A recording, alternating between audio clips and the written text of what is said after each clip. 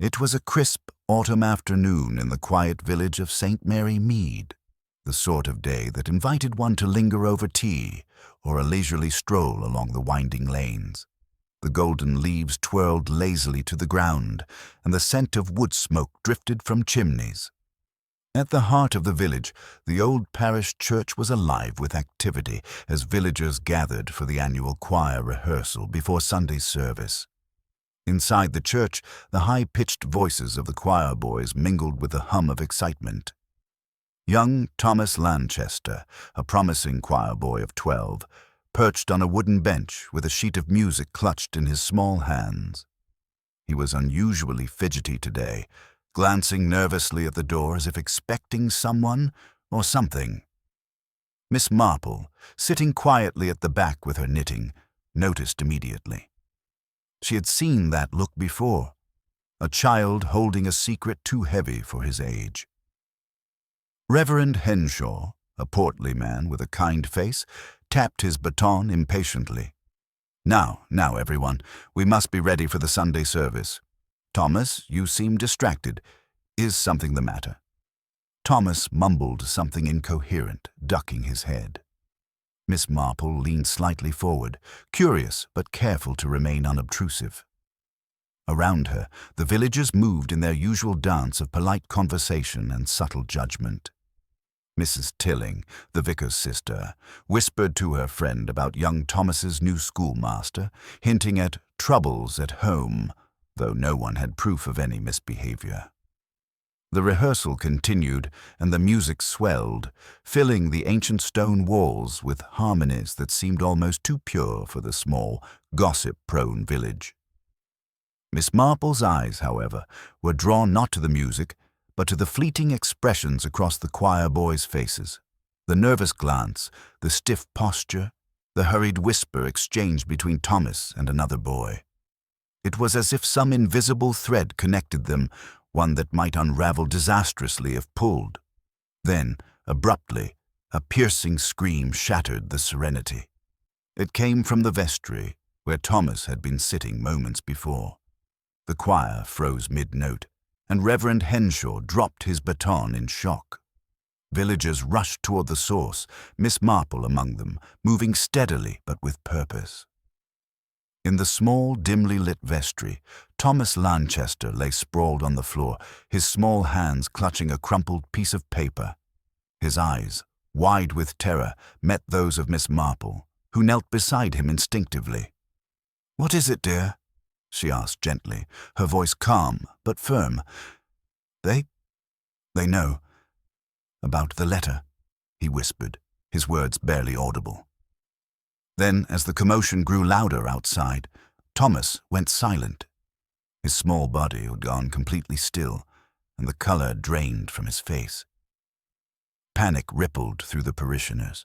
Mrs. Tilling fainted into the arms of her companion, while Reverend Henshaw called for help. But Miss Marple, kneeling beside the boy, already sensed that this was no ordinary faint. There was something deliberate, calculated even, about the events that had just unfolded. Her sharp eyes scanned the room. The toppled chair, the scattering of music sheets, a small inkwell knocked onto the floor. And there, beneath Thomas's fingers, the crumpled note, its contents unreadable to anyone else, but Miss Marple's mind worked swiftly, cataloguing every possibility. Outside, the village gathered, murmuring in confusion and fear. The news would travel quickly, and gossip, as Miss Marple knew, was often both revealing and dangerously misleading. Yet in that instant, seated on the cold floor of the vestry, she understood two things clearly. Thomas had seen something, or known something, that someone desperately wanted to keep hidden, and this small village of St. Mary Mead, so serene in appearance, was about to reveal its darker undercurrents. Miss Marple's fingers brushed the boy's hand lightly. "Rest now, Thomas. We'll see that you are safe. But we must remember, child, secrets in small villages are seldom kept, and truths, once spoken, have a way of coming to light." She rose slowly, her mind already weaving together the threads of observation, intuition, and human nature. The first whisperings of suspicion had begun. Somewhere among the villagers, someone had crossed a line, and Miss Marple knew, as she always did, that she would uncover who, how, and why. The gentle rustle of the autumn leaves outside seemed almost like a warning. Beneath the peaceful veneer of St. Mary Mead, a mystery had taken root, and Miss Marple, as patient and observant as ever, was ready to follow it wherever it led. By the time the parish vestry had emptied and Thomas was attended to in the vicarage sitting-room, the village of St. Mary Mead had already begun to hum with speculation. News of the choirboy's distress spread like wildfire, carried on the swift wings of gossip that Miss Marple had long observed with a mix of fascination and mild exasperation. In the snug parlor of the village tea-shop, a cluster of ladies gathered, clutching steaming cups of tea, their eyes wide with a mixture of fear and curiosity. "Have you heard?" whispered Mrs. Peters, leaning forward as if the walls themselves might betray their secret. Poor Thomas, and the note. Whatever could it have said? Mrs. Tilling, still somewhat pale from her earlier faint, shook her head. It must be something serious. He wouldn't cry out otherwise. And did you notice the way he looked at Mr. Henshaw before? So frightened. Something tells me there is more to this than a simple fainting fit. A hush fell momentarily over the group as they all imagined the worst. A dangerous stranger in the village, a scandalous family secret revealed, or, heaven forbid, a criminal lurking among them. Each woman offered her own theory, and each theory seemed more alarming than the last. Miss Marple, seated quietly in the corner of the shop, listening while pretending to examine her knitting, observed every nuance. The positions of hands, the way eyebrows twitched, the slight twitch of lips as conjecture passed from mouth to mouth. These were the real clues, far more revealing than the words themselves. Meanwhile, at the vicarage, Reverend Henshaw fussed over Thomas, making every effort to soothe the boy while also feeling a personal pang of embarrassment. "I do not understand it," he muttered to his sister, wringing his hands. "A note, you say? But what danger could a 12-year-old's note possibly signify?" "I fear it is not the note, dear brother," replied Mrs. Tilling. "It is what the note represents. Children, especially those with sharp minds like Thomas, often see things we adults prefer to ignore. Someone has frightened him terribly, and that someone is surely among us." Outside, in the crisp air of the churchyard, other villagers had begun to gather, drawn by curiosity or concern, or in some cases, a desire for entertainment at a neighbor's expense. Mr. Tranter, the local baker, leaned against the iron fence, muttering to anyone who would listen. "A choir boy swoons in the vestry. Mark my words, it's more than nerves. I wager there's mischief afoot, perhaps even a theft. You watch. Villages like ours. They hide secrets like a hen hides her eggs." Mrs. Carmichael, the head mistress of the village school, looked less amused. "You are too quick to suspect foul play, Mr. Tranter," she scolded. "Children faint all the time. Perhaps young Thomas has eaten too little, or—" She paused, noticing the tense lines forming on Miss Marple's face as she observed from a distance. "Or perhaps," she murmured, lowering her voice, "he has glimpsed something truly alarming. That is possible, too." By mid-afternoon, the gossip had begun to coalesce into an informal hierarchy of suspicion. Some villagers quietly pointed fingers at the new schoolmaster, Mr. Albright, who had arrived in St. Mary Mead only last month. "He is so stern," whispered Mrs. Peters to her friend, glancing at the tall, bespectacled man who passed by the church gate. "And children are frightened of stern men. Perhaps he pushed poor Thomas too far." Others, however, leaned toward the idea that the vicar himself might bear some responsibility, an idea Miss Marple immediately discounted. Reverend Henshaw's genuine concern and visible distress betrayed nothing of malice or duplicity. Yet in a small village, appearances are rarely trusted at face value.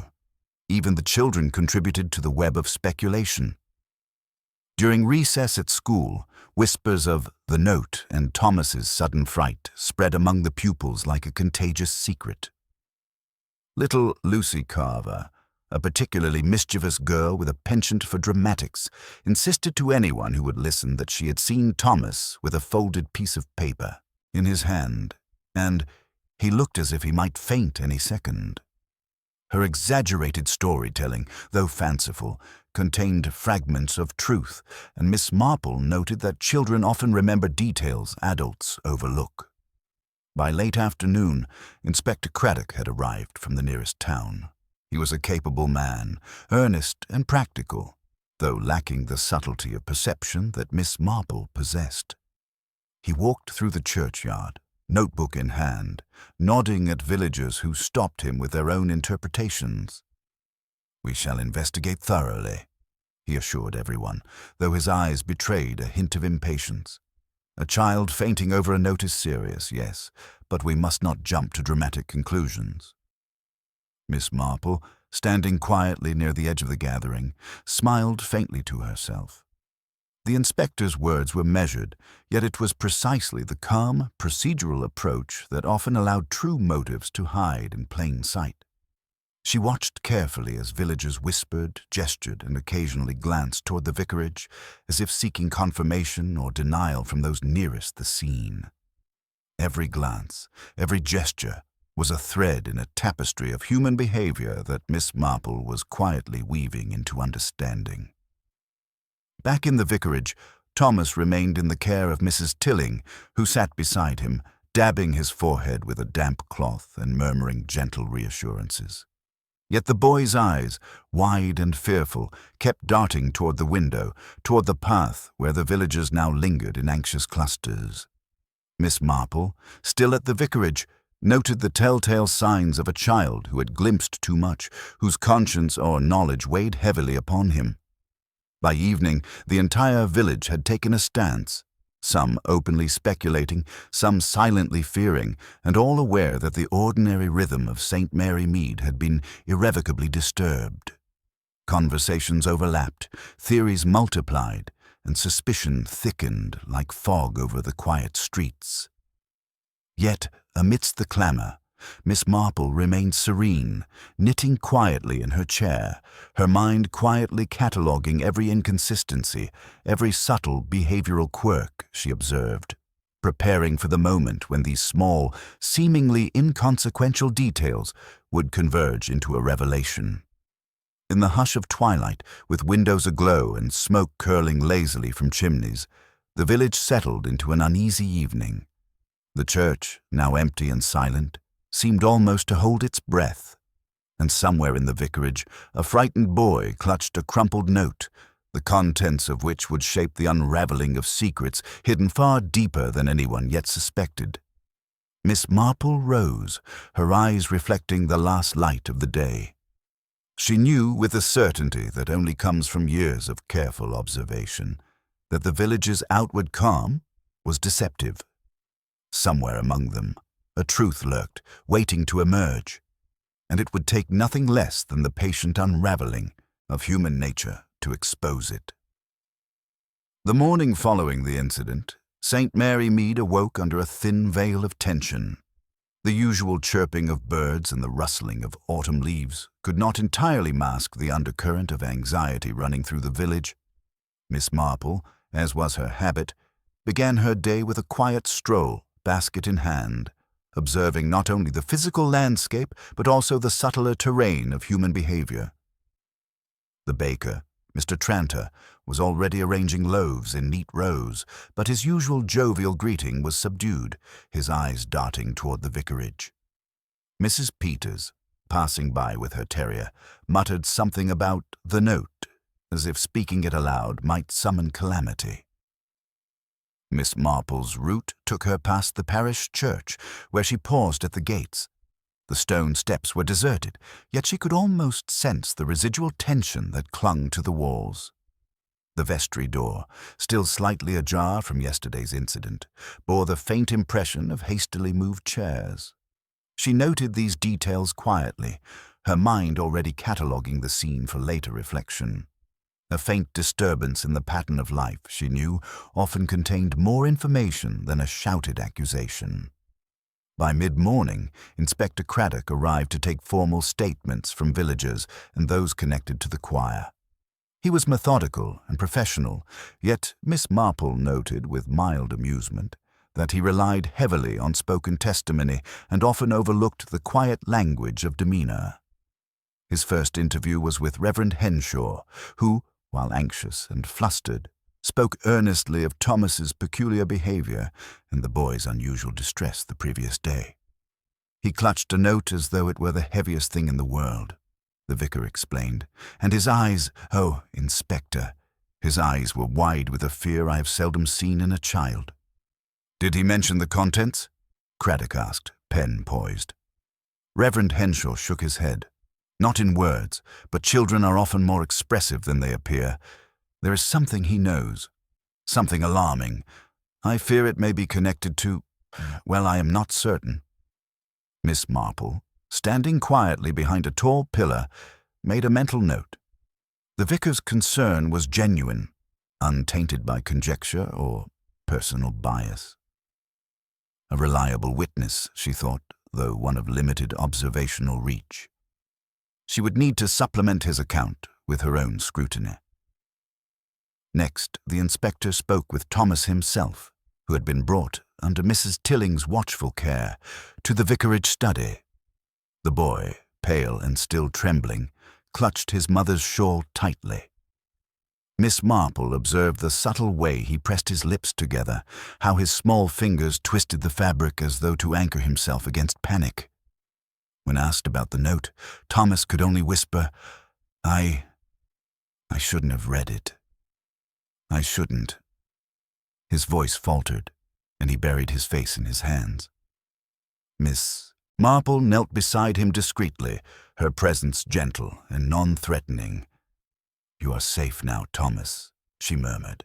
"And remember, sometimes a secret can be shared, slowly, in small pieces, with someone who will understand." The boy's eyes flickered toward her, recognition and relief mingling with residual fear. While the official questioning continued, Miss Marple took her own measure of the situation. She moved quietly from room to room in the vicarage, noting small details, a music book left open on a page with marginal notes, a teacup with a faint lipstick mark, a chair slightly out of alignment. These were not, in isolation, remarkable, but patterns often emerge from the accumulation of minor irregularities. By late morning, the villagers had begun to offer their own theories, some to the inspector and others to anyone within earshot. Mr. Tranter, in a low conspiratorial voice, suggested that a stranger must have visited the church, perhaps to steal valuables or intimidate the boy. Mrs. Carmichael, more cautious, proposed that the note might contain a family secret, one that Thomas had discovered inadvertently. Even the younger children whispered possibilities to each other, constructing elaborate and often implausible narratives, which Miss Marple found to be curious, because children's imaginations frequently capture truths adults overlook. A break in the morning's monotony came when Miss Marple paid a call to the home of Mrs. Lydia Carver, a neighbor who had a reputation for her sharp eye and retentive memory. Mrs. Carver had been in the church at the time of the incident and, though older, possessed a clarity that Miss Marple always respected. "I noticed something odd," Mrs. Carver began, her hands twisting in her lap. "Thomas seemed particularly attentive to the vestry window. I thought it was his nerves, but now I wonder, was he trying to see something outside?" Miss Marple's eyes lit with interest. "The window, you say?" "Indeed. Children often notice what we overlook.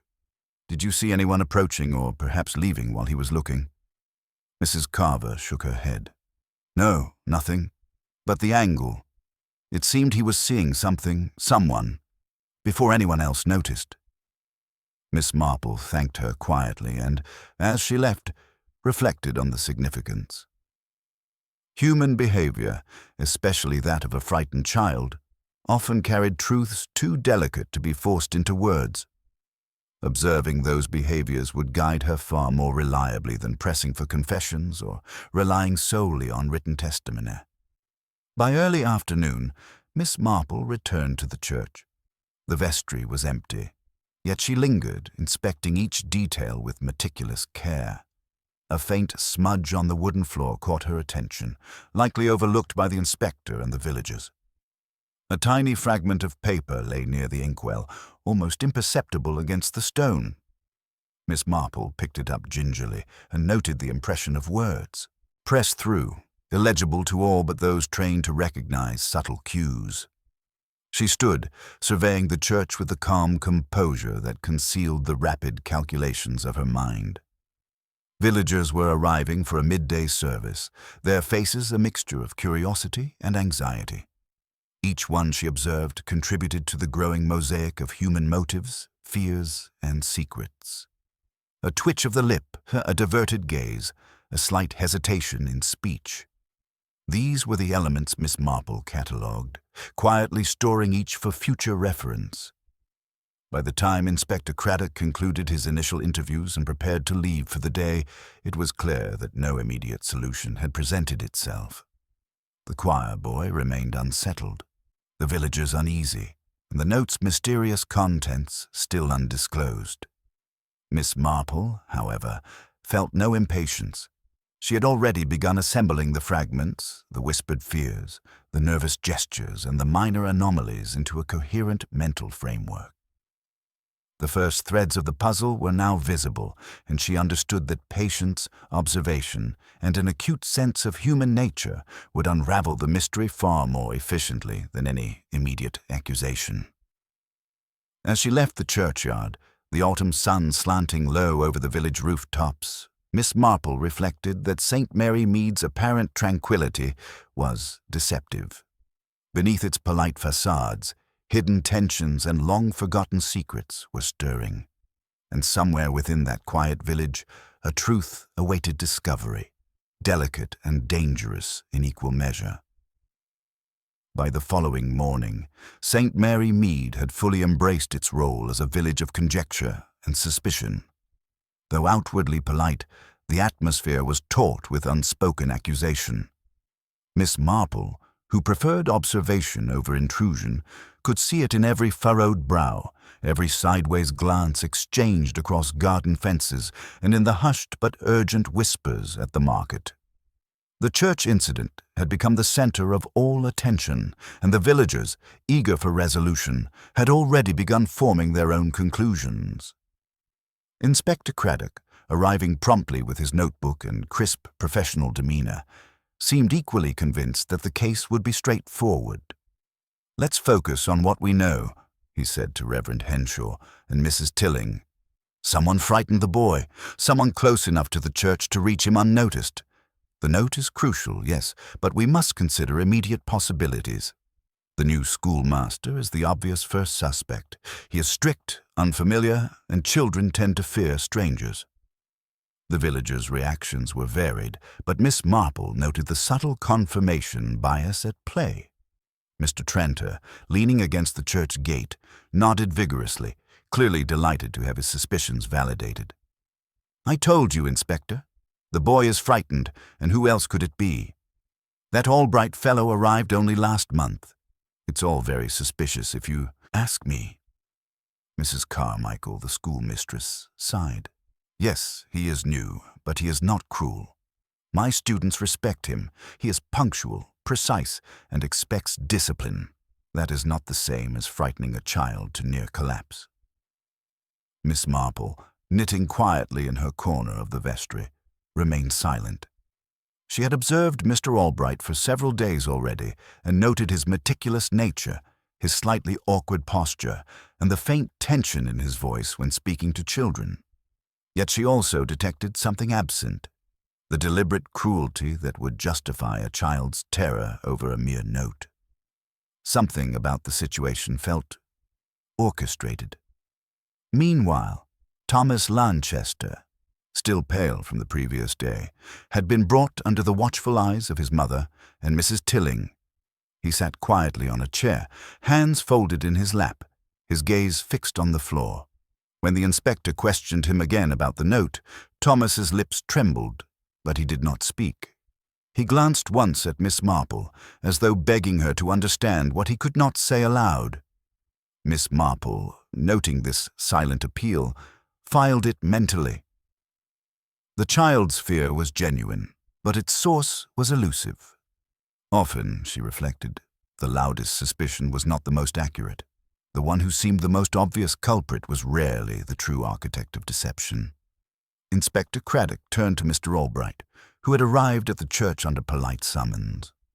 The man was tall, bespectacled, and formally dressed, exuding an air of meticulous orderliness. "You were present at the church during the rehearsal yesterday, Mr. Albright?" the inspector asked. "Yes, sir," replied the schoolmaster, his voice steady but faintly strained. "I was overseeing the choir's practice. I noticed nothing out of the ordinary. Thomas appeared a bit nervous at first, but I attributed that to excitement over the new music. Yet he fainted, and he was clutching a note," Craddock pressed. "Yes," said Albright, carefully choosing his words. "But as I say, I saw nothing that would have caused such distress. I was in the front pew supervising. No one approached him. I can assure you, whatever frightened him, it was not anything I did." Miss Marple observed the man closely, noting small cues, a twitch of the lips, a brief hesitation before his assurances, and a slight tightening around the eyes. All these were signs of someone tense but not necessarily guilty of malicious intent. There was a certain mechanical rigidity to his posture, a man trained to follow rules, yet she did not sense the quiet malice that often accompanies true wrongdoing. The inspector, however, seemed satisfied. "Very well, Mr. Albright. We shall keep this under consideration, but you will remain available for further questioning." The villagers, however, were less discerning. Mrs. Peters leaned toward Mrs. Tilling and whispered, "Well, I knew it. It's the new man. Always so proper, always so cold. Children fear him naturally. Why else would Thomas faint?" Across the churchyard, Mr. Tranter nodded in agreement, muttering darkly about the perils of trusting strangers. A man like that, coming from the town, with no roots here, something is amiss, mark my words. Yet Miss Marple's thoughts strayed elsewhere. She observed the reactions of the other choir boys, their fidgeting, the avoidance of certain glances, and the subtle whispers exchanged. There was a network of communication among them, small and silent, hinting at knowledge beyond what adults assumed. Children often see what grown-ups ignore, she reflected. And Thomas had looked more than frightened. He had looked aware, as if he held a piece of information too significant for words. Later at the vicarage, Miss Marple quietly questioned Thomas while Mrs. Tilling busied herself with tea. "Thomas," she began softly, "did you notice anyone acting strangely yesterday? Perhaps someone who lingered where they should not?" The boy's lips pressed together. He shook his head ever so slightly, then cast a quick glance toward the window, as though indicating where the answer lay, without speaking it aloud. Miss Marple nodded gently. "Sometimes a small detail can reveal more than 1,000 words," she said. She did not press further, recognizing the boy's limits. Fear, she knew, was a delicate thing. Miss Marple then began piecing together the threads. The obvious suspect, Mr. Albright, was under scrutiny, yet the boy's fear, the crumpled note, and the subtle interactions among the choir boys hinted at a more intricate picture. Someone wanted Thomas to see or know something, and that someone was clever enough to create the appearance of a simple, ordinary scare. By late afternoon, the village's conjecture had hardened into a consensus. Mr. Albright was, in the minds of many, guilty, or at least suspicious. Inspector Craddock, though polite, could not ignore the collective opinion, and it gave him a preliminary focus. Yet Miss Marple remained quietly skeptical. She could sense the careful orchestration behind the incident, and she knew that the simplest explanation, the one that satisfied everyone's immediate fears, was rarely the correct one. She took a quiet walk through the churchyard, observing the slight movements of each villager, the nervous shifting of weight, the fleeting exchanges of glance and gesture. These were the unspoken signals, far more telling than any confession or accusation. Somewhere in this ordinary village, under layers of politeness and routine, lay the truth, a truth that would require careful unraveling. Miss Marple's mind turned over each detail, each expression, each whispered theory. The first suspect was obvious to all, but the real puzzle, she understood, lay deeper. It would not be revealed by outward accusations or hurried investigation, but by patient observation, subtle questioning, and the careful weighing of human behavior. As the sun dipped behind the horizon, casting long shadows across St. Mary Mead, Miss Marple returned to her quiet seat by the vicarage window. The village buzzed with speculation. Inspector Craddock prepared reports, and Mr. Albright remained a figure of polite scrutiny. Yet in the calm of her own mind, Miss Marple began the delicate work of tracing the hidden currents of fear, knowledge, and deception that would eventually lead her to the truth. The obvious suspect was in place, but Miss Marple already knew. The first theory is seldom the final one. The day after the village had united in suspicion against Mr. Albright, Miss Marple returned to the quiet rhythm of her own routines, though her mind was far from idle. She began the morning with a visit to the church, ostensibly to admire the autumn light streaming through the stained glass windows, and to reflect upon the peace that such a place offered. Yet beneath the serenity, she observed, small irregularities drew her attention like magnets. The vestry, once the scene of Thomas's sudden collapse, had been tidied meticulously, yet Miss Marple's experienced eyes noted what others would dismiss. A faint smear of wax near the inkwell, a slight misalignment of hymnals on the shelf, and the precise location of a music stand. Shifted, though not in the way one would expect if an ordinary accident had occurred.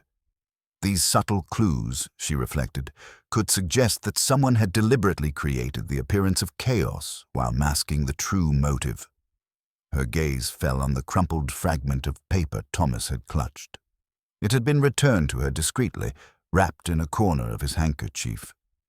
Miss Marple examined it carefully, noting the impression of letters beneath the surface. Though the words were nearly illegible, the folds and indentations suggested a hurried and anxious hand. The boy had not merely found a note. He had handled something meant to be concealed, something that carried enough weight to terrify a child. A gentle creak behind her made her glance toward the doorway. It was Mrs. Tilling, carrying a basket of freshly baked scones. "I thought you might like a cup of tea, dear," she said, placing the tray on a side table. "Thomas is resting. He seems calmer now, though he talks very little." "Thank you, Mrs. Tilling," Miss Marple replied, keeping her attention fixed on the fragment. Sometimes it is not the spoken word that tells the story, but the traces left behind. The scones were placed on the table, but Miss Marple remained focused. She gently traced the indentations on the paper with her fingertip. "Observe, Mrs. Tilling," she said softly. "The impressions are not random. Someone wrote deliberately, perhaps to conceal what was meant to be read only by a particular person. This is no idle note of childish concern. It is purposeful, calculated, and that makes all the difference." Mrs. Tilling leaned over, peering at the fragment. "But what does it say?" Miss Marple smiled faintly. "Not yet, dear. The meaning is less important than the fact that someone intended it to terrify. The letter is a clue, not only in its content, but in the way it was handled and where it was found. It leads us to the pattern, to the mind behind the act." Later that morning, she visited the homes of the choir boys under the pretext of casual conversation. Children, Miss Marple knew, often reveal more when not pressured, especially when approached with kindness rather than interrogation. Young Samuel Pritchard, a boy with a cautious demeanor, welcomed her into his parlor. "Good morning, Samuel," she said gently. I wonder if you might help me understand a little something. When Thomas fainted, did you notice anything unusual? Anything small, perhaps, that seemed out of place?" Samuel fidgeted, looking toward the window as though measuring the distance to the street beyond. I don't know," he stammered. "I only saw Thomas drop the note, and then he looked scared, so scared. But I didn't see who gave it to him. No one came in, at least I think not." Miss Marple's eyes twinkled faintly. "Sometimes, Samuel, it is not about who enters, but about what is already there. Small movements, small disturbances. A chair slightly askew, a book out of place. Such things often reveal more than a visitor could." The boy nodded slowly, and Miss Marple thanked him, making a mental note of his hesitation and the way his eyes flickered to the corner of the room near a small bookshelf. Children often hide knowledge instinctively. Even fear could betray a critical clue if observed carefully. By afternoon, Miss Marple returned to the vicarage, fragment of paper still in hand, and paused near the window to watch the village life below. Villagers passed in pairs or clusters, each engaged in conversation, many glancing toward the church with concern. It was in these ordinary movements that she often found extraordinary truths.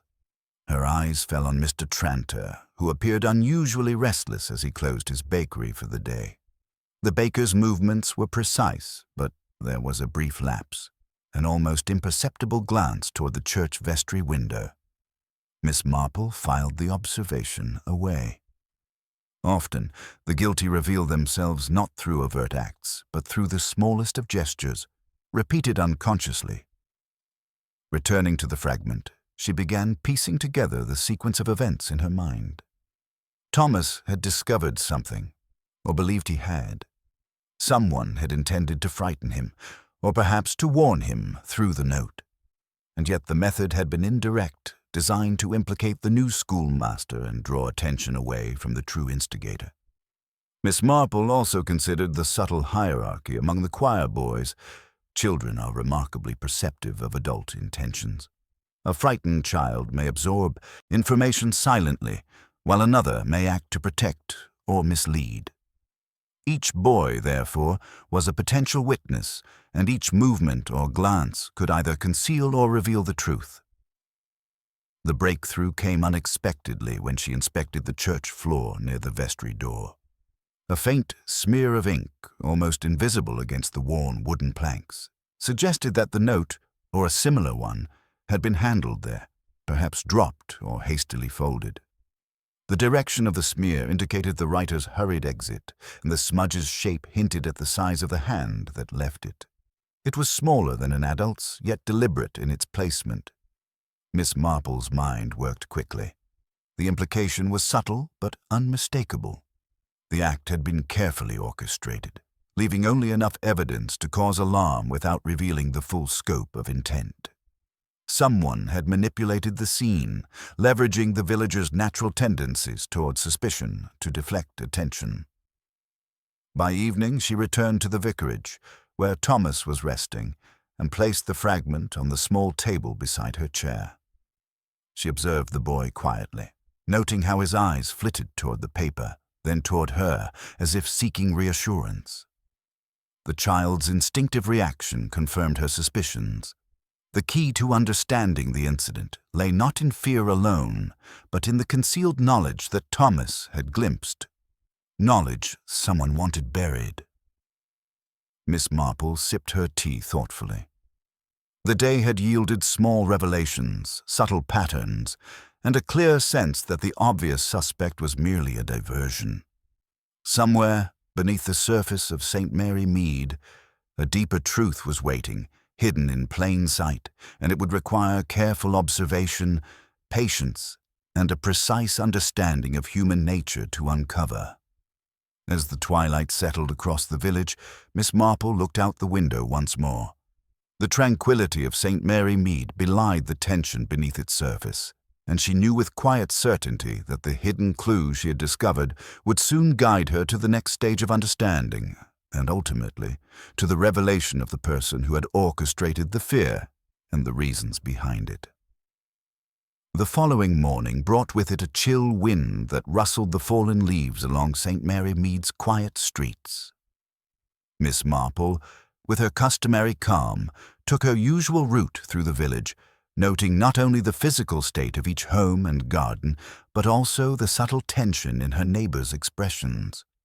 Yesterday's revelations had begun to unsettle the villagers, and Miss Marple knew that such unease often encouraged truths to surface, willingly or otherwise. Her first call was to the home of Mrs. Lydia Carver, the neighbor whose sharp eye had previously drawn attention to Thomas's glance toward the vestry window. Mrs. Carver was unusually nervous, wringing her hands as she answered the door. "Oh, Miss Marple," she said breathlessly. "I heard from Mrs. Tilling that the boy had another fit yesterday. It is all so alarming." Miss Marple nodded, smiling gently. "Yes, it is unsettling, but sometimes the mind sees more than the eyes can show.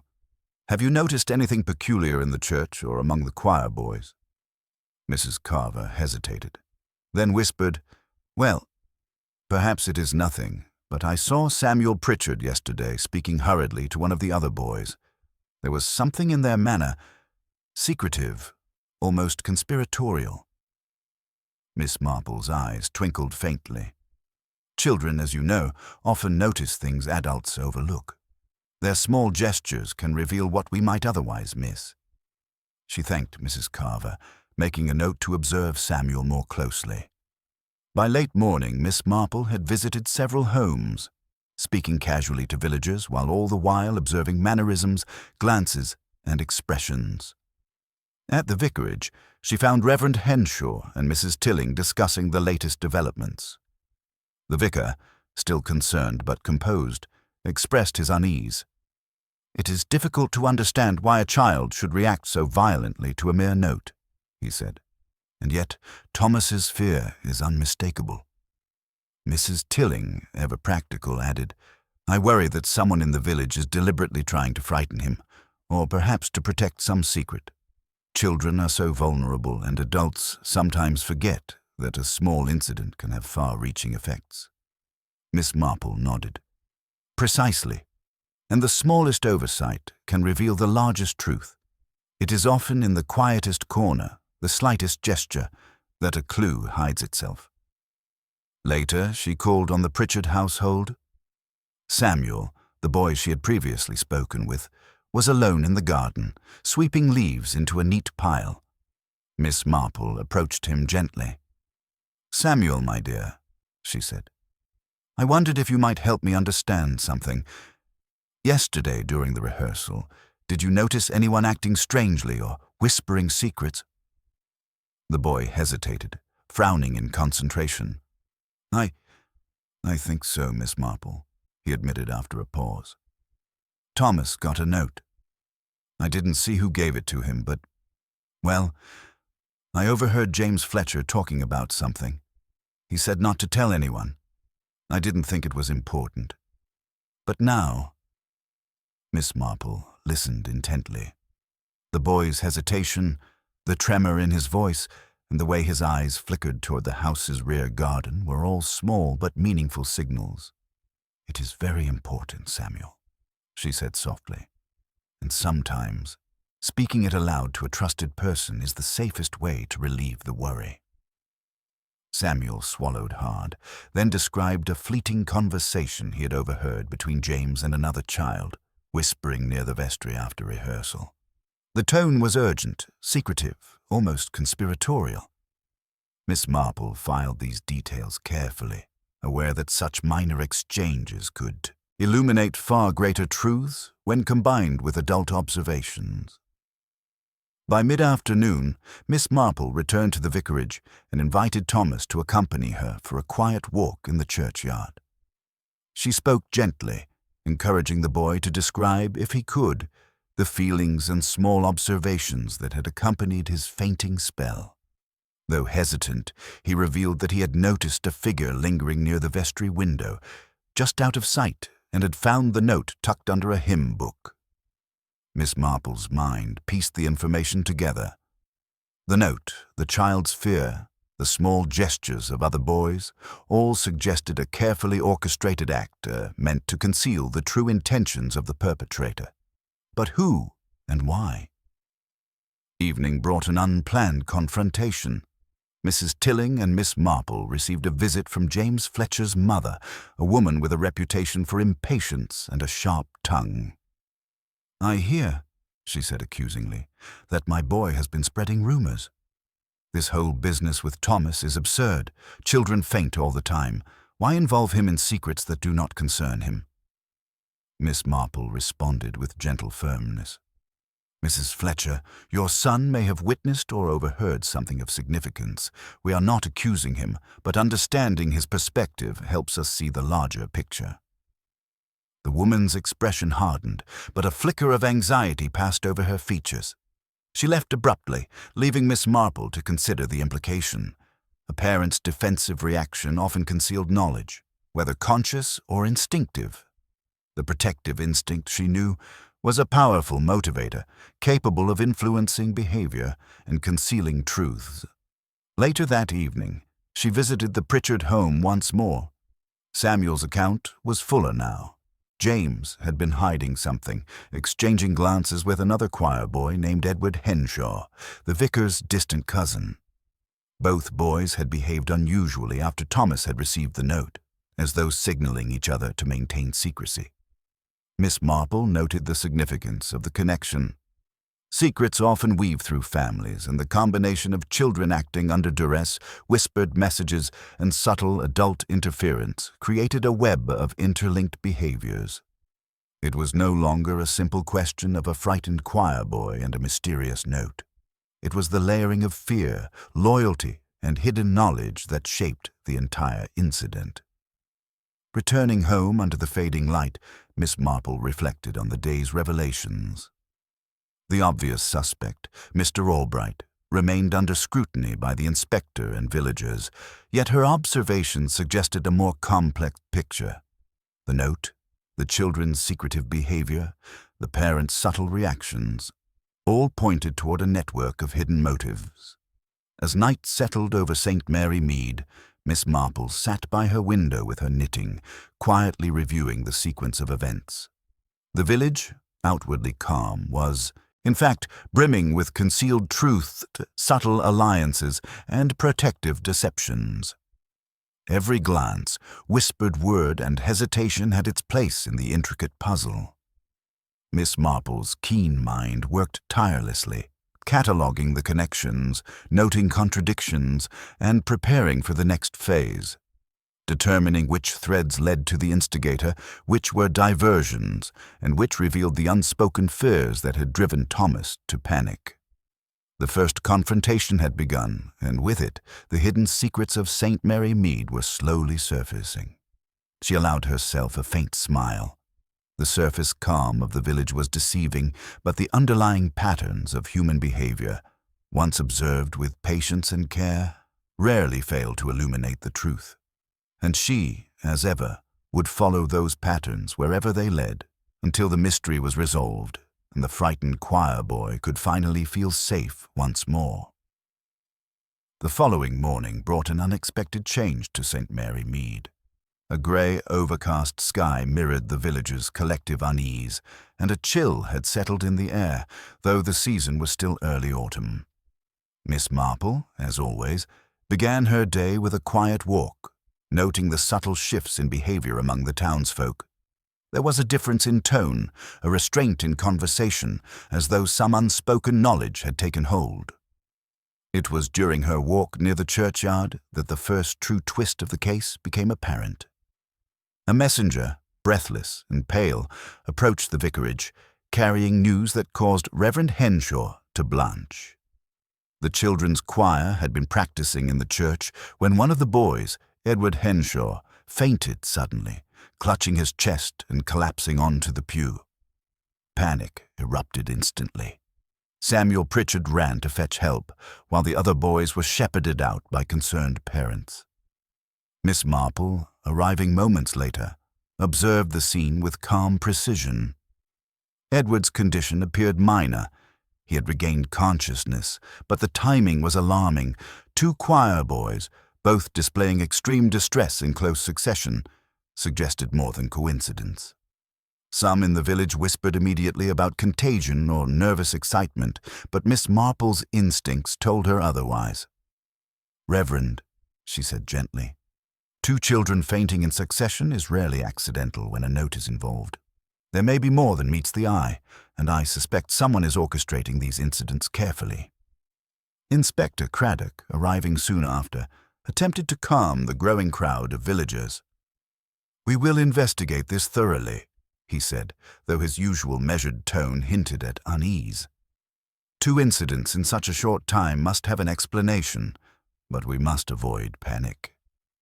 The village buzzed with speculation. Mr. Tranter, the baker, shook his head, muttering about a curse upon the choir, while Mrs. Carmichael fretted over the children's health. Yet Miss Marple's attention was focused elsewhere, on the behaviors, glances, and subtle interactions that suggested a more deliberate design. Returning briefly to the vicarage, she sat quietly with Thomas Lanchester, who appeared more agitated than ever. His small hands trembled as he held his mother's shawl. "Miss Marple," he whispered, "it's happening again. Like yesterday. Someone wants us to be afraid. I saw Edward with the note too." Miss Marple nodded, her mind racing. The pattern was clear. The notes were not isolated incidents, but part of a deliberate series of manipulations designed to frighten, control, or conceal something more significant. Whoever was behind them had calculated timing, location, and the emotional reactions of the children, making the events appear coincidental while masking true intent. A closer examination of Edward's note, provided by Mrs. Tilling, confirmed her suspicions.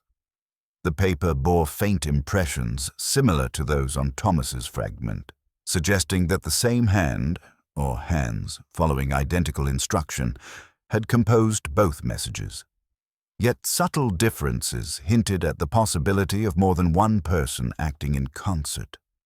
By late morning, Miss Marple had begun to trace connections among the children and their families.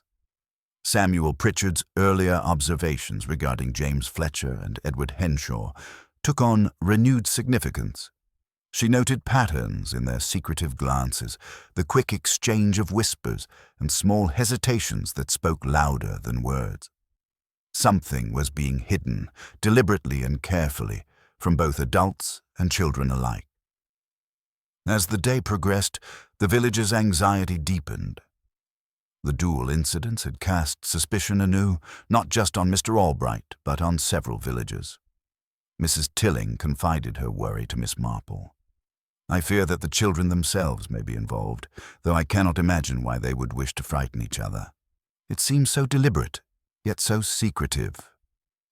Miss Marple considered the statement thoughtfully. Children are seldom malicious without reason. Fear, obedience, loyalty, and misjudged responsibility often guide their actions. The orchestration of the notes and the timing of the fainting episodes suggested adult oversight or influence, though hidden from the casual observer. The psychological intricacy was deliberate, meant to manipulate both the children and the adults. The afternoon brought another revelation. Mrs. Lydia Carver, speaking privately, confessed to Miss Marple that she had seen James Fletcher slip a small folded paper into Edward's hand during a break in rehearsal. "I did not think it meant anything," she said, wringing her hands, "but after what happened to Thomas, and now Edward, I realized it could not have been innocent." Miss Marple's eyes brightened with understanding. "Exactly, Mrs. Carver. The note is the instrument, yes, but the delivery, the observation, and the manipulation of responses, all of these are deliberate. Someone wishes to control fear itself, using the children as unknowing conduits."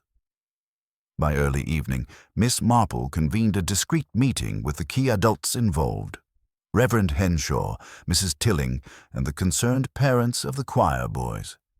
She outlined the pattern she had observed without revealing her full deductions. "The notes are not simply frightening. They are designed to elicit specific responses," she explained. "The fainting is part of a controlled sequence. Whoever is orchestrating this understands human behavior intimately and uses it to conceal their purpose." The room fell silent, the weight of her observation settling over them. Reverend Henshaw muttered uneasily, "But why? Who would wish to frighten children in such a way?" Miss Marple's eyes glinted with quiet determination. "It is rarely the children themselves, though they may be used unwittingly. The motive, I suspect, is hidden among the adults, their relationships, their secrets, and the desires they would rather keep concealed. The orchestrator manipulates fear as a tool to mask other intentions." That evening, Miss Marple walked through the village under a veil of twilight. The events of the day had shifted the focus, revealing layers of deception previously unnoticed. The villagers were beginning to question each other, while the children, though innocent, were unwittingly ensnared in a larger scheme. The dual faintings had confirmed her earlier suspicion. The initial scare was merely the beginning. Back at the vicarage, she sat quietly with Thomas, who had recovered sufficiently to speak in short, halting sentences. He confirmed that he had seen James Fletcher hand Edward the note and had observed subtle gestures among the other boys, signaling secrecy and coordination. Miss Marple did not rush him, understanding that a frightened child's testimony must be guided gently. By nightfall, the village had settled uneasily into darkness. The dual incidents had reinforced suspicion and confusion, leaving the obvious suspect, Mr. Albright, more vulnerable to scrutiny, though Miss Marple's mind remained unconvinced of his guilt. The true orchestrator, she realized, had anticipated the pattern of the village's reactions, carefully constructing an elaborate facade of innocence while ensuring the children remained the visible catalysts of fear. As she closed her eyes that evening, Miss Marple reflected on the day's events. The faintings, the notes, and the network of subtle interactions had all revealed one undeniable truth. The mystery was far more complex than anyone suspected. The village's apparent order had been disrupted not by chance, but by deliberate, calculated design. And she, ever patient, would follow the trail of human behavior to uncover the mastermind behind the scheme, no matter how deeply the deception had been woven. By the next morning, St. Mary Mead had settled into a cautious routine. The fainting incidents were the talk of every household, and the notes continued to loom as an invisible threat over the children and adults alike. Yet Miss Marple, calm as ever, observed the village with a quiet precision that eluded everyone else. She had pieced together the patterns, the hidden gestures, the whispered warnings, and now it was time to test the understanding she had gleaned. Her plan was subtle. She would create a situation in which the orchestrator's reactions could reveal far more than words or direct accusations ever could. With careful preparation, she arranged for Thomas, under the guise of curiosity and concern, to be present during a casual gathering at the vicarage. A few adults, all seemingly unconcerned, were invited to tea. Miss Marple herself moved among them with gentle civility, knitting in hand, a picture of benign interest. The key element was the note, or rather, a carefully prepared replica of the original note that had frightened Thomas and Edward. Miss Marple had reproduced it, maintaining the faint impressions and the carefully folded edges. The intention was not to frighten, but to observe, to see whose reaction betrayed familiarity, whose hands trembled, whose eyes flickered in recognition of the subtle cues embedded in the message.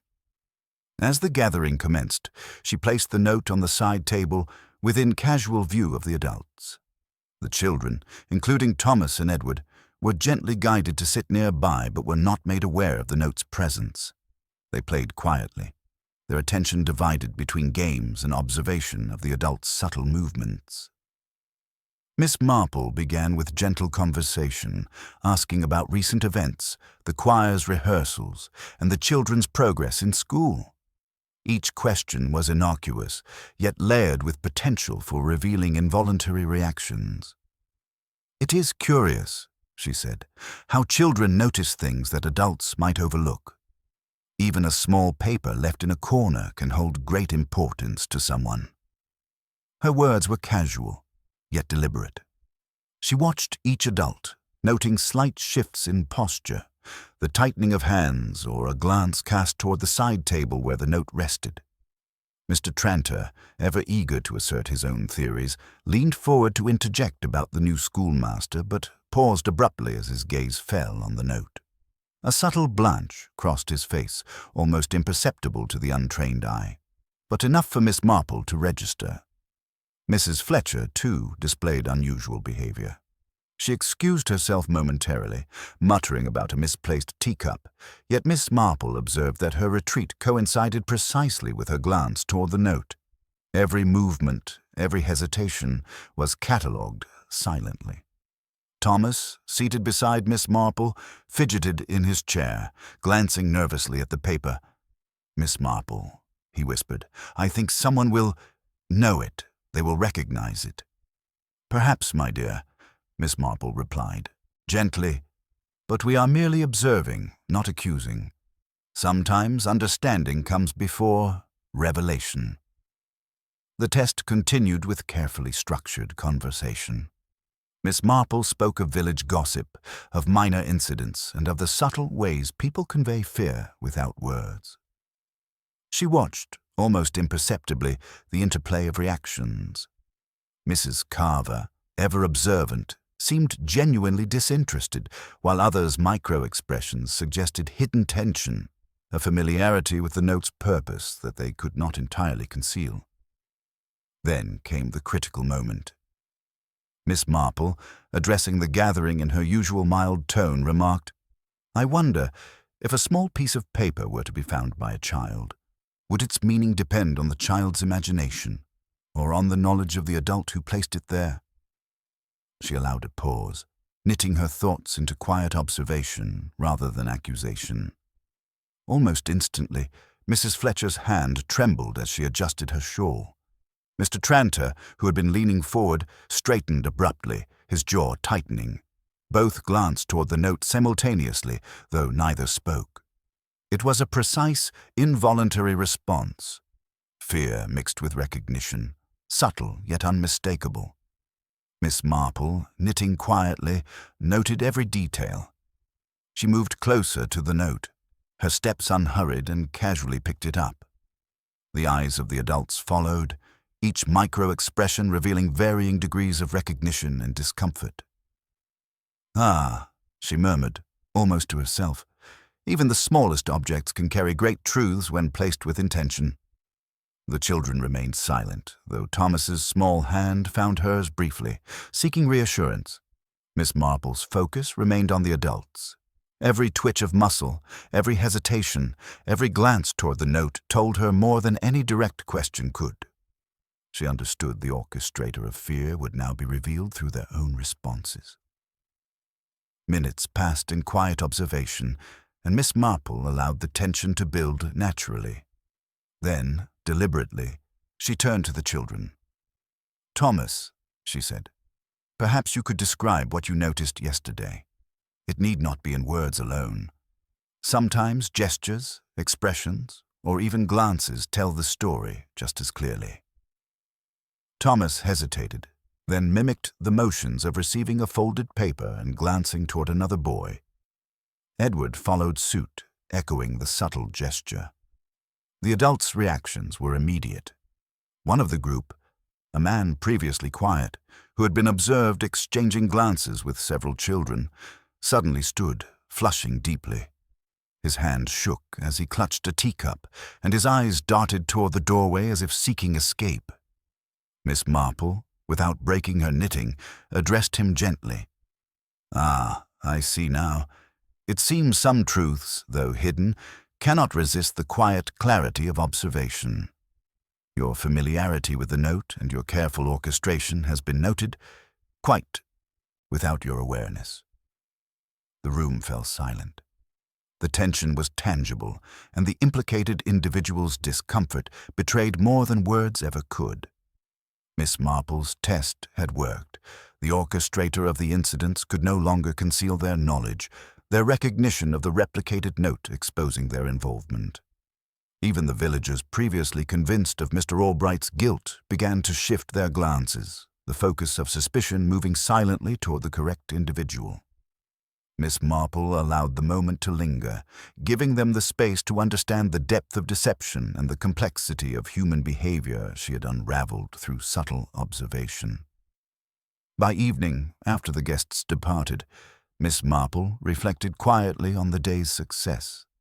The final test had revealed the orchestrator without confrontation or accusation, relying instead on the power of human behavior and the natural, involuntary responses to familiar stimuli. The path to truth had been illuminated, the network of fear, secrecy, and manipulation laid bare. Tomorrow, she knew, would be the day of revelation. The next step would be to gently, decisively, and publicly expose the true mastermind, explaining the careful orchestration behind each incident, each note, and each frightened child. And yet, for now, she allowed herself a quiet satisfaction. Human nature, once again, had provided the answers where logic alone could not. The morning dawned crisp and clear over St. Mary Mead, the pale sunlight filtering through the autumn leaves, casting long, angular shadows across the quiet streets. Miss Marple, as always, moved through the village with her characteristic calm and keen awareness, noting the tension lingering in the faces of neighbors and friends alike. Yesterday's test had shifted the atmosphere subtly. The villagers sensed that the mystery's solution was near, though none could yet articulate its direction. Miss Marple arrived at the vicarage early, as she often did, to prepare for the day's pivotal gathering. Thomas and Edward were quietly engaged in their drawings, but their eyes flickered to her from time to time, conveying both trust and residual apprehension. Miss Marple allowed them their small distractions, knowing that the truth's revelation would require their presence, yet not their direct involvement.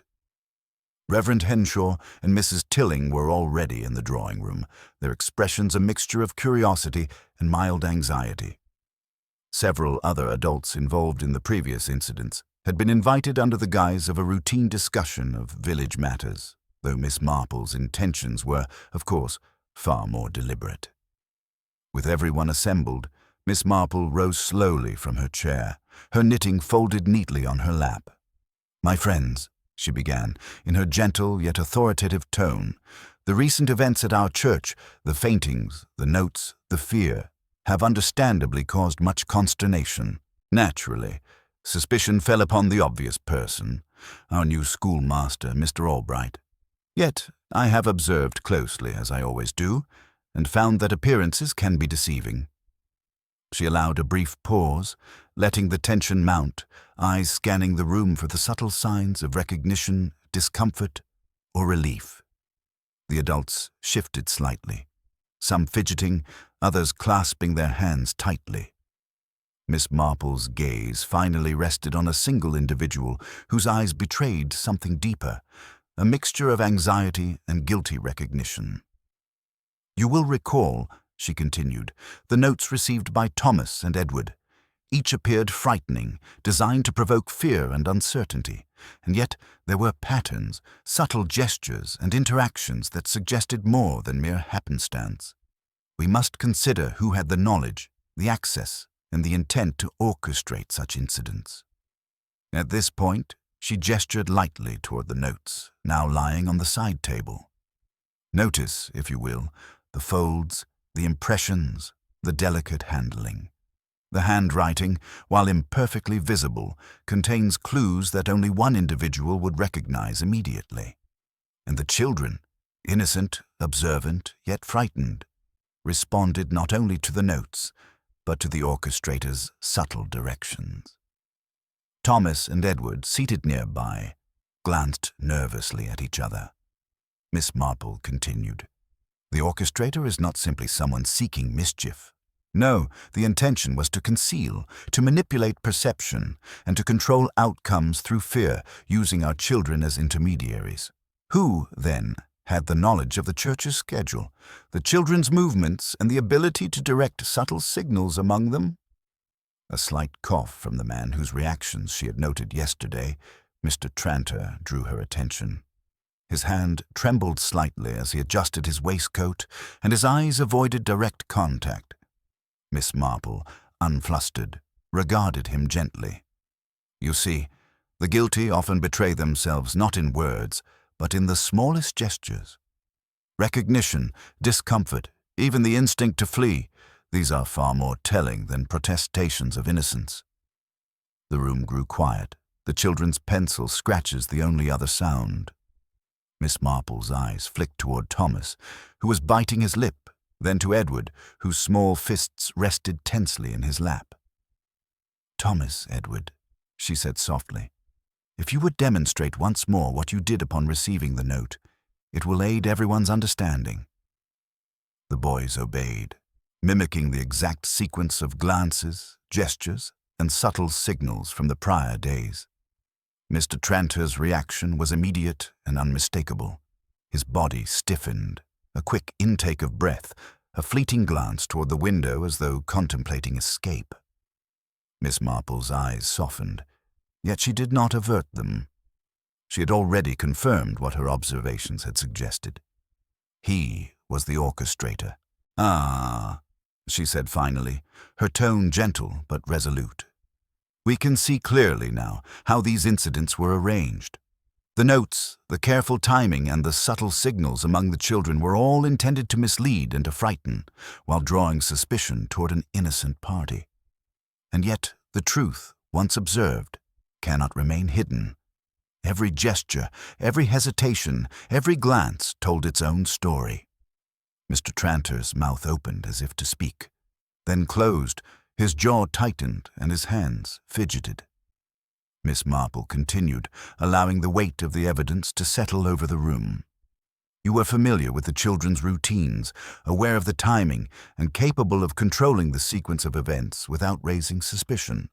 The faintings were deliberate, designed to create alarm, while the notes themselves served to implicate another, specifically Mr. Albright, who, as we see, bears no responsibility for these actions." The villagers shifted uncomfortably, realizing the gravity of the revelation. Some whispered among themselves, others stared in astonishment. Mr. Tranter's face flushed, and for the first time he seemed the child of his own fear rather than the orchestrator of others. Miss Marple leaned slightly forward, knitting still in her lap. "The motive, of course," she added calmly, "was to divert attention from personal indiscretions, an effort to control perception and manipulate those around you. Fear, when artfully applied, can conceal intentions far better than lies. Yet human nature is seldom so controlled that it leaves no trace, and it is those traces, the smallest gestures, the faintest expressions, that reveal the truth." Mr. Tranter, now pale, muttered something incoherent, but the villagers needed no further explanation. The evidence of his actions, so delicately observed by Miss Marple, had become undeniable. Even Thomas and Edward's silent testimony through gestures confirmed what words alone might have failed to do. Inspector Craddock, who had remained quiet throughout the explanation, finally spoke. "I believe the case is clear. Mr. Tranter, you will need to answer for your actions formally. Your orchestration of fear and manipulation of the children constitutes a serious offense, regardless of motive." Miss Marple nodded. "Yes, Inspector. And yet it is important to understand that the intent was subtle, hidden beneath layers of fear and psychological influence. We are fortunate to observe and understand the patterns before tragedy could escalate further." With the orchestrator revealed, the tension in the room slowly eased, though an undercurrent of unease remained. Miss Marple, ever composed, looked at Thomas and Edward, offering a reassuring smile. "You have both been brave and perceptive. Remember, the truth often lies not in what is spoken, but in what is quietly observed." The villagers, absorbing the full extent of the revelation, began to discuss the incident with a mixture of relief and astonishment. Mr. Albright, previously suspect, was exonerated fully. his reputation restored. The children, though still recovering from the fear and confusion, were comforted by the clarity of understanding. Miss Marple, knitting quietly, reflected on the day's events. Every gesture, every glance, every subtle interaction had pointed toward the truth. The hidden manipulations, the deliberate orchestration of fear, and the careful concealment of intent had all been revealed through patient observation and careful deduction. The case, though troubling, reinforced a simple truth for Miss Marple. Human behavior, observed with care and patience, rarely lies. Even the most intricate deceptions leave traces if one knows where and how to look. And in the end, it was that understanding, the insight into motives, gestures, and small human quirks that had brought clarity to the mystery. With the revelation of Mr. Tranter as the orchestrator of fear and manipulation, St. Mary Mead slowly began to breathe again, though the village would never return entirely to the carefree tranquility it had known. The revelation had lifted a veil, yet it left in its wake a subtle unease. The awareness that human behavior, so often assumed to be benign, could conceal motives and deceptions with extraordinary skill. Miss Marple, as always, observed quietly, moving through the village with her calm demeanor and attentive eyes. She noted the relief on some faces, the lingering suspicion on others, and the quiet attempts of neighbors to reassure one another that all was now settled. Children, too, gradually resumed their routines, though a faint memory of fear lingered in their glances, a reminder of how easily trust can be shaken. Thomas Lanchester, sitting in the vicarage garden with his mother, seemed lighter in spirit. He sketched the church in gentle strokes, his pencil moving steadily over the paper without the previous tension that had caused his hands to tremble. "Miss Marple," he said quietly, glancing up, "it's strange. Now I understand, but it still feels like yesterday was a dream." Miss Marple smiled, placing a gentle hand on his shoulder. "Sometimes, Thomas, dreams and reality intermingle, especially when fear is involved. But now you see how careful observation and calm reasoning can illuminate what seemed inexplicable. You have been very brave." Edward Henshaw, too, began to regain his composure, though his mother hovered near, still anxious. The vicarage, once a stage for uncertainty, gradually became a place of quiet normality once more. The fainting incidents, the notes, and the orchestrated fear were now understood, and the villagers could begin to process the lessons in human nature Miss Marple had gently laid bare. Outside the vicarage, conversations between neighbors reflected a mix of relief and lingering curiosity. Mrs. Carver and Mrs. Tilling exchanged words about the peculiar intricacies of human behavior, noting how even those they considered familiar could act in ways entirely unforeseen. "I never imagined Mr. Tranter capable of such careful manipulation," Mrs. Carver admitted. "And yet it was all so subtle, so perfectly hidden until Miss Marple revealed it." Mrs. Tilling nodded. "It is a reminder, Lydia, that appearances are not always what they seem. People are far more complex than we give them credit for." Even Mr. Albright, previously under unjust suspicion, returned to his lessons with renewed dignity. The village children greeted him with warmth, understanding that fear had been manipulated and that innocence had been preserved. The schoolroom, once tense with whispered suspicion, now resonated with quiet joy and laughter as normal routines resumed. Miss Marple herself spent part of the afternoon quietly walking through the churchyard, reflecting on the events that had unfolded. The church, with its familiar pews and stained glass windows, appeared unchanged outwardly, yet it had been the stage for profound revelations. The faint smudges of ink, the carefully placed notes, and the gestures of the children had all contributed to a complex tapestry of human behavior. Behavior that, once observed with patience, revealed the orchestrator's motives and methods. She paused by the vestry door, noting the small imperfections that had initially drawn her attention. The slightly misaligned hymnals, the faint traces of wax, the placement of a music stand. Each had seemed insignificant to others, yet each had been a silent witness to calculated manipulation. It was a reminder to Miss Marple that human nature often leaves subtle traces, and that careful observation could uncover truths even when appearances were misleading. As evening approached, the village gathered once more for a quiet tea at the vicarage, a communal gesture of reassurance and recovery. Conversations were gentle, reflections on recent events mingling with small talk about crops, weather, and local happenings. Children played nearby, their laughter a sign that the shadow of fear was gradually lifting. Miss Marple, seated quietly in a corner, observed the interactions without drawing attention to herself. She noted the smiles, the hesitant reassurances, and the subtle glances exchanged between neighbors.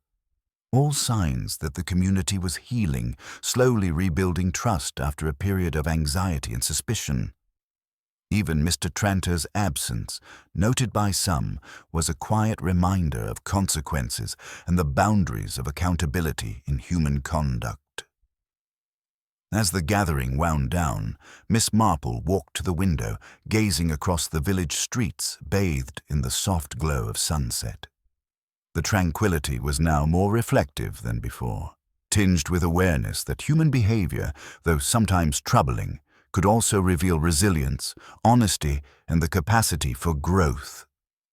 The events had tested the villagers' perceptions, patience, and understanding of one another, leaving them, ultimately, wiser and more attentive to subtle truths. Thomas and Edward approached her, their steps hesitant but confident. "Thank you, Miss Marple," Thomas said, eyes earnest. "I feel safer now, and I understand more. You knew all along, didn't you?" Miss Marple's smile was gentle, almost maternal. "Yes, Thomas. Sometimes it is necessary to observe quietly, to let events unfold, and to allow people's natural behaviors to reveal the truth. Fear can be a powerful teacher, but courage and observation are even stronger." Edward nodded in agreement, his small hands clasped together.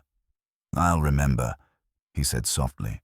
"I'll be braver, and I'll watch carefully." The vicar's wife approached Miss Marple, her voice tinged with relief. "Your insight has been invaluable, Miss Marple. We are fortunate to have someone who sees beyond appearances and understands the heart of human nature." Miss Marple inclined her head modestly. "We are all fortunate, my dear. Often it is simply a matter of noticing what others overlook. The smallest gestures, the faintest impressions. They tell stories if one knows how to listen." As night fell over St. Mary Mead, the village returned to a semblance of normality. Windows glowed with lamplight, doors were secured, and the streets were quiet once more. Yet beneath the surface, a subtle vigilance remained, a collective awareness that even in a seemingly tranquil place, human nature could be intricate, unpredictable, and, occasionally, perilous. Miss Marple retired to her own home, settling into her favorite chair with a cup of tea. The events of the past days weighed lightly on her mind, not as a burden, but as a testament to the patterns and truths she had long observed. Children's fear, adult deception, and the power of careful observation had all converged, revealing a complex truth hidden beneath ordinary appearances. She reflected with quiet satisfaction that St. Mary Mead had endured its trial, that the frightened children were safe, and that the orchestrator had been unmasked without tragedy. And yet, in the soft glow of her sitting room, she mused on the nature of human behavior, how easily fear can be manipulated, how subtly motives can be concealed, and how invariably the truth, if observed patiently, will emerge. Miss Marple set down her teacup, gazing out at the darkened village streets. The tranquility of night, the gentle rustle of leaves, and the quiet sense of order restored brought her a deep, reflective satisfaction. The village would sleep peacefully, at least for now, guided by the knowledge that human nature, though occasionally deceiving, could also reveal profound truths. if one only knew how to watch and listen. And so St. Mary Mead, touched by fear but enlightened by observation, returned to its gentle rhythms, leaving Miss Marple to her quiet thoughts, ever ready for the next mystery that might inevitably arise. The days following the revelation passed with a gentle rhythm, yet Miss Marple observed subtle ripples in St. Mary Mead that were as telling as the events themselves. Though the orchestrator had been exposed and the immediate fear alleviated, the village, like water disturbed, continued to reveal lingering effects in behavior, conversation, and quiet observation. Miss Marple began her morning as she often did, walking along the familiar lanes, noting the quiet return of villagers to their routines. Shops opened promptly.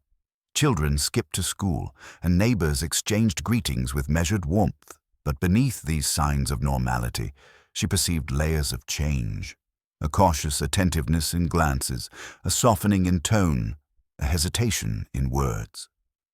People had learned in subtle ways that appearances were not always what they seemed. Her first visit was to the Pritchard household. Samuel and his mother greeted her with bright smiles, though the boy still lingered at her side with a curious glint in his eye. "Miss Marple," Samuel asked, "do you think anyone will ever try something like that again?" Miss Marple smiled, patting his hand gently. "I hope not, Samuel, but if they do, we have learned that careful observation, honesty, and courage reveal the truth. And you, my dear, have already learned the value of noticing small details. That knowledge will serve you well." Samuel nodded solemnly. The events had impressed upon him a caution unusual for his age, yet also a sense of empowerment. Fear, when understood, could be managed, and subtle observation could illuminate what might otherwise remain hidden. Miss Marple, as ever, felt a quiet satisfaction in guiding young minds toward this understanding. She next visited Mrs. Tilling at the vicarage, who was preparing tea for a small gathering of neighbors. "It is remarkable," Mrs. Tilling said, "how quickly people are returning to their routines, yet there is a noticeable quietness, a reflection in everyone's eyes." "Indeed," Miss Marple replied, settling into her chair. "The events of the past days were unsettling, yet they have also encouraged a deeper attentiveness. People will be kinder, more careful, and perhaps a little wiser in their observations of one another. Sometimes the most trying experiences leave the most valuable lessons." Their conversation was interrupted by the arrival of Thomas and Edward, who carried small sketches they had drawn in the churchyard. Miss Marple regarded them with quiet appreciation. The children had translated fear and observation into art, capturing details that even adults had overlooked. The images of folded notes, fleeting glances, and the quiet corners of the vestry reflected the subtle tension and vigilance they had experienced. Later, she walked toward the village green, where Mr. Albright had resumed his lessons. The schoolmaster greeted her with warmth, his demeanor steady and patient. "Miss Marple," he said, "the children are gradually regaining confidence. The ordeal has been trying, but your guidance has ensured that fear did not take root permanently." Miss Marple inclined her head. "It is remarkable how resilient children can be, Mr. Albright, when provided with reassurance and understanding. They have learned that careful observation can reveal truths without relying on fear or suspicion." As she continued her walk, she observed villagers repairing fences, tending gardens, and discussing autumn harvests. Yet even these ordinary activities were subtly informed by the recent events. Conversations were more deliberate, smiles tinged with caution, gestures more measured.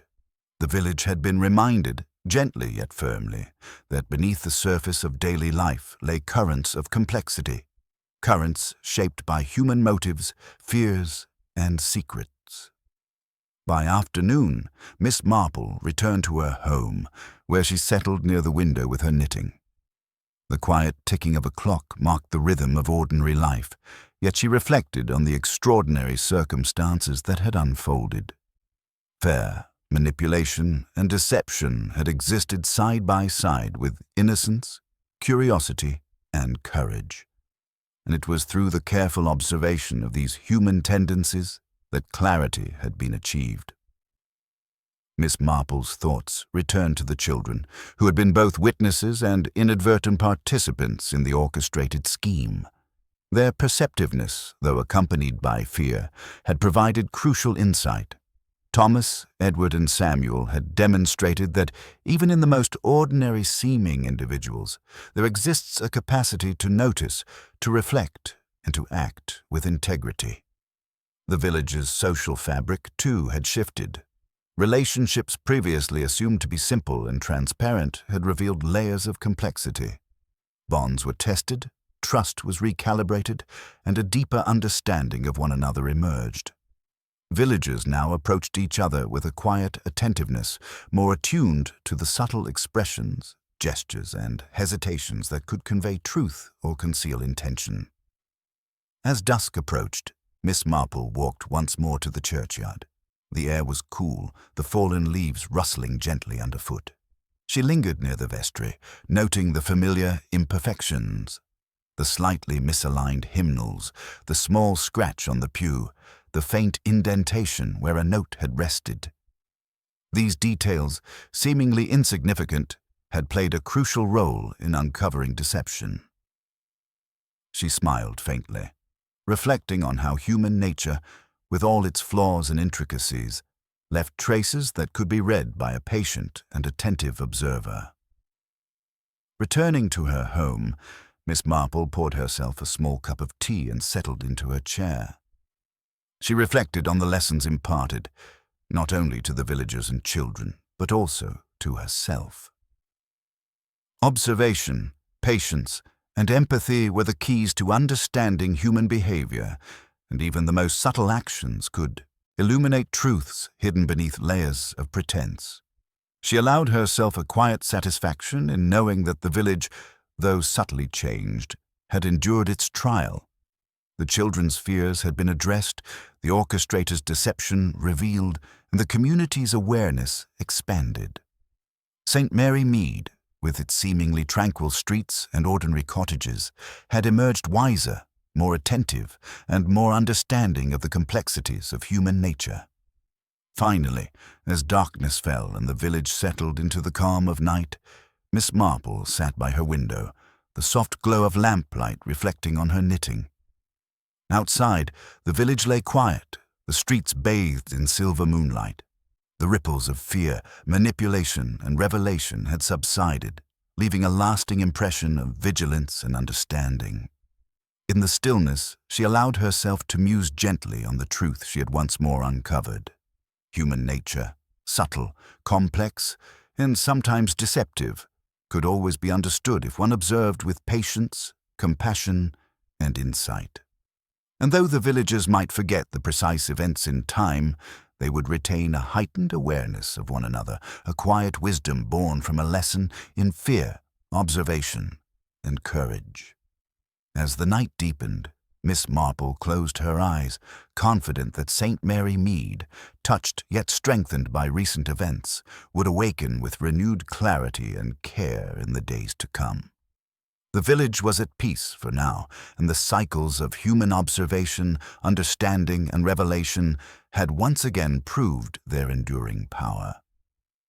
The village of St. Mary Mead awoke to a gentle, crisp morning, sunlight spilling over the tidy hedgerows and cobbled lanes, as though the earth itself were reminding its inhabitants that life, despite turbulence, continued in measured rhythm.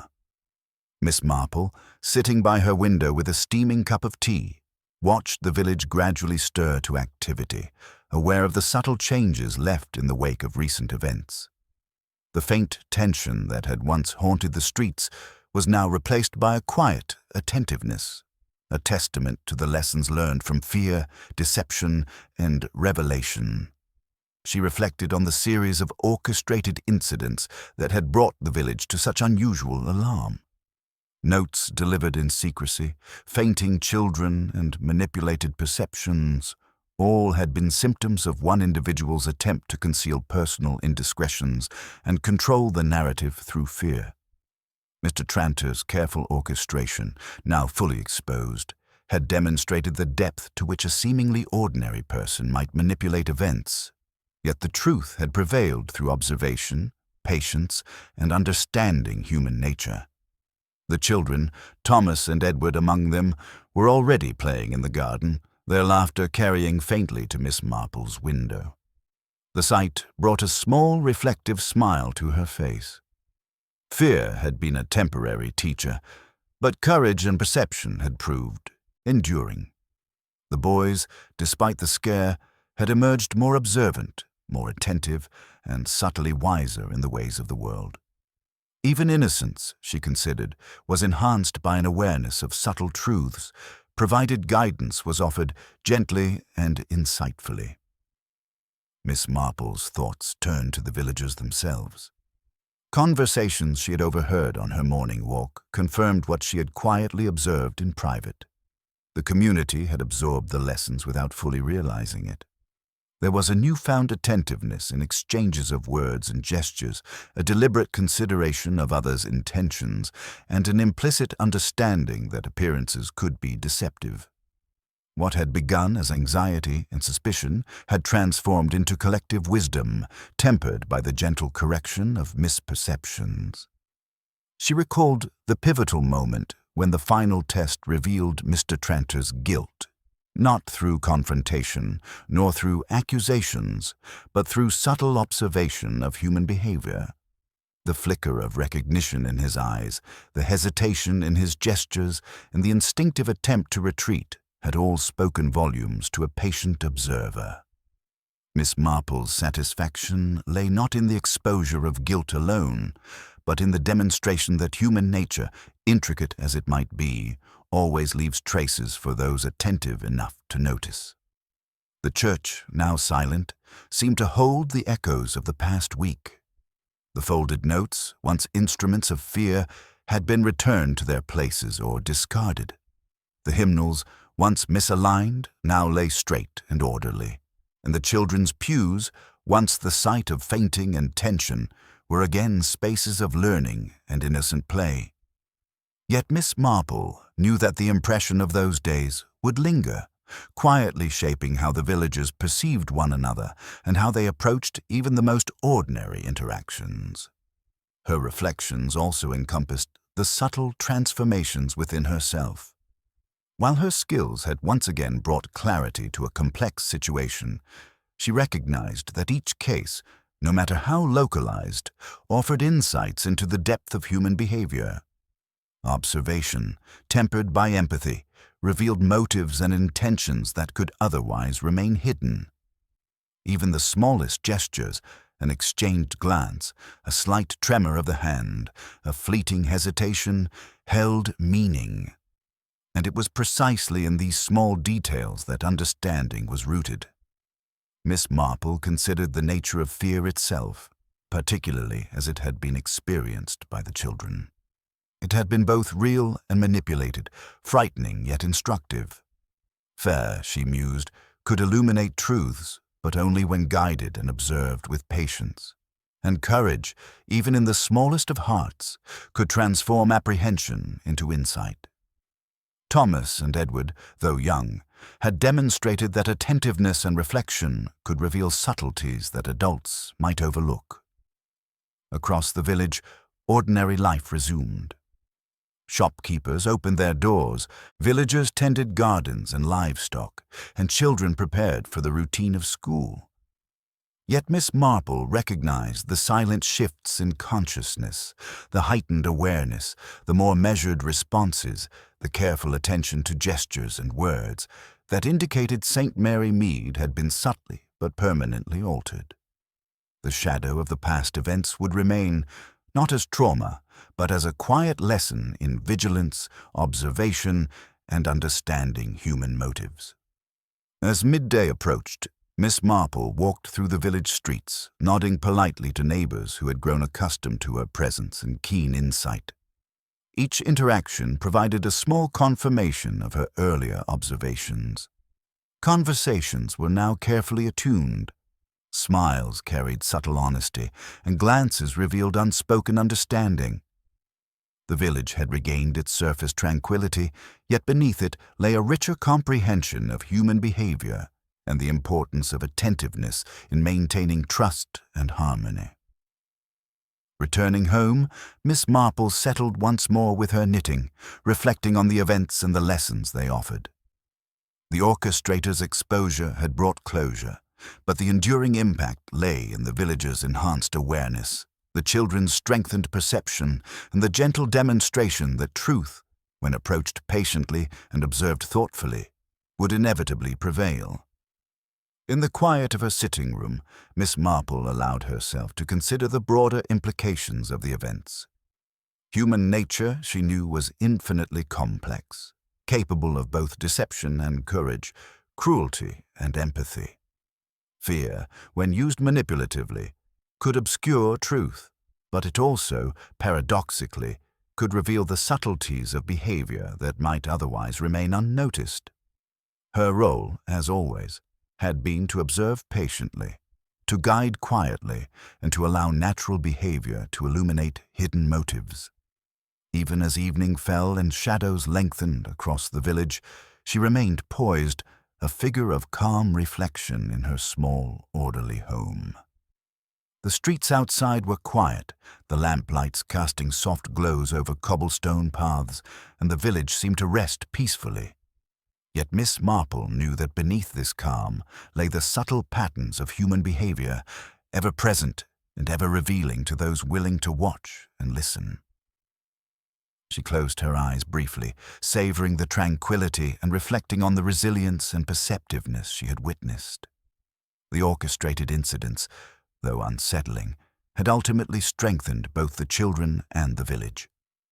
Observation, courage, and thoughtful reflection had guided them through fear, and human nature had, once again, revealed the truth without reliance on confrontation or overt proof. Finally, as the night deepened and St. Mary Mead lay in gentle repose, Miss Marple allowed herself a soft, knowing smile. The village had endured, and lessons had been learned, and the delicate threads of human behavior had once more guided the resolution of a complex mystery. Peace, fragile yet reassuring, settled over the streets and cottages. Miss Marple, ever vigilant, knew that future mysteries might arise, but she was confident that understanding human nature, its subtle cues, hidden motives, and quiet truths, would always provide clarity where appearances alone could deceive. And so, in the comforting quiet of her home, she sipped her tea, knitting still in hand, content in the knowledge that St. Mary Mead, though touched by fear, had been guided to understanding, and that the subtle art of observation had once again illuminated the truths hidden in the hearts of its inhabitants.